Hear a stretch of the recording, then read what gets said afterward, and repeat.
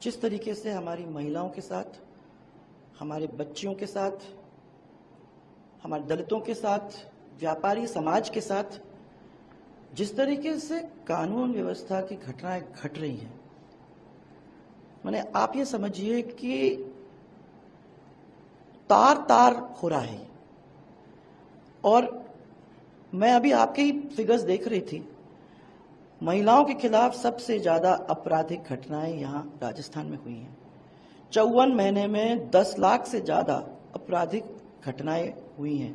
7,500 से ज्यादा निर्दोषों की हत्याएं हुई हैं। महिलाओं के साथ अत्याचार और दुष्कर्म 2 लाख मुकदमे ऐसे दर्ज कराए गए हैं। दुष्कर्म की करीबन 33,000 घटनाएं हुई हैं, जो इस देश के 22% है। दुखद है कि दुष्कर्म की घटनाओं में राजस्थान नंबर 1 प्रदेश बन गया है। मुख्यमंत्री के गृह क्षेत्र में महिलाओं के खिलाफ अपराध की घटनाएं हो रही हैं, परंतु सब चुप हैं, कोई बोल ही नहीं रहा है इस पे। मीडिया की खबरों के अनुसार राजस्थान में प्रतिदिन औसतन 18 से 19 रेप, हर दिन औसतन 5 से 7 मर्डर, और कांग्रेस की गहलोत की सरकार में हजारों महिलाओं के साथ बलात्कार की घटनाएं घटी जा रही हैं, परंतु ना कोई बोल रहा है उनकी सरकार का, ना पुलिस आगे बढ़ रही है। अभी आप अगर देखेंगे, जब ये सरकार आई उसके कुछ ही दिनों बाद थाना गाजी के रेप का कांड सबके सामने है। और मैंने उनने दुष्कर्म तो करा ही करा, परंतु उसके साथ उसका वीडियो करके उस वीडियो को वायरल करने का जो काम किया, जो इतना घिनौना काम था, फिर भारतीय जनता पार्टी लगी तब इस केस का खुलासा हुआ, नहीं तो इसके पीछे कोई सरकार की ओर से कोई काम हो ही नहीं रहा था। इसके साथ साथ जोधपुर के अंदर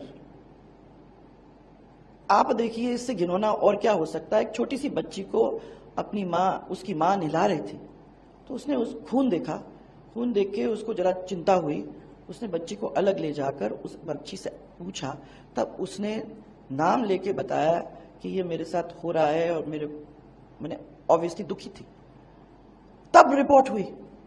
आदमी माने बच्चियों को नहीं छोड़ रहे हैं इस प्रदेश के अंदर, और हमारी सरकार बच्चियों को सुरक्षित नहीं रख सकते। हमारी जब स्कूल जाती हुई बच्चियां हैं, जो माँ बाप उन बच्चियों को स्कूल भेजते हैं, वो डरते हैं कि हमारी बच्ची सेफली जाएगी, वापस सेफली आएगी कि नहीं, चिंतित रहते हैं जब तक वो वापस स्कूल से नहीं आती। आज ये परिस्थिति ऐसे प्रदेश में, जिस प्रदेश के अंदर महिलाओं की इज्जत सर आंखों पे रखी जाती थी, ऐसी स्थिति आज हमारे राजस्थान प्रदेश के अंदर।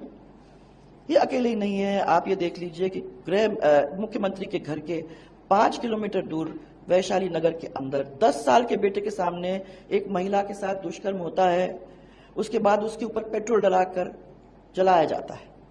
करौली के अंदर आपने कुछ ही समय पहले ये बात निकल के आई थी, एक लड़की के साथ दुष्कर्म होता है, उसको गोली मारी जाती है, उसके ऊपर एसिड डाला जाता है और फिर उसको कुएं के अंदर फेंका जाता है, उसकी बॉडी कुएं से रिकवर होती है।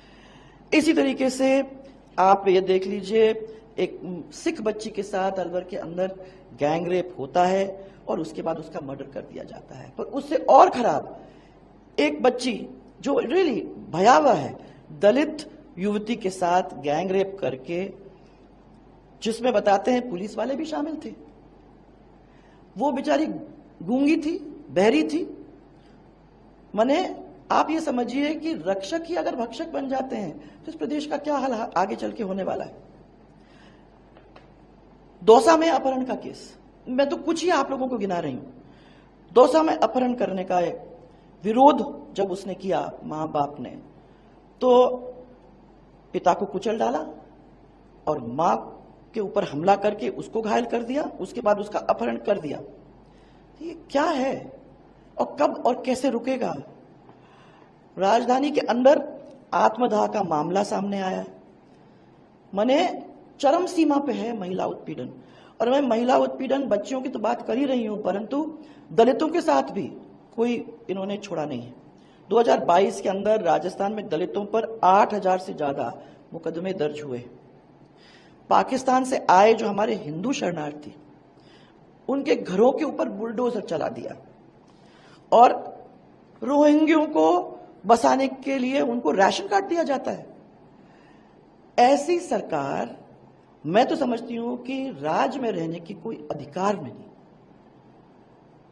ये तो मैं कुछ ही बातें आप लोगों के सामने रख रही हूं। मैं तो देख के इतनी आहत हूं, खुद महिला होने के नाते मैं आहत हूं कि मेरी महिलाओं के साथ इस तरीके का राजस्थान के अंदर आज काम हो रहा है। ऐसी सरकार को इस कुर्सी में बैठने का कोई भी अधिकार नहीं है। मैं तो समझती हूं कि शर्म होती तो रिजाइन कर जाती। अमर उजाला अब आपके टीवी पर भी। अपने स्मार्ट टीवी पर YouTube पर सर्च करें अमर उजाला, चैनल सब्सक्राइब करें और देखें ताजा खबरें, वो भी HD क्वालिटी में।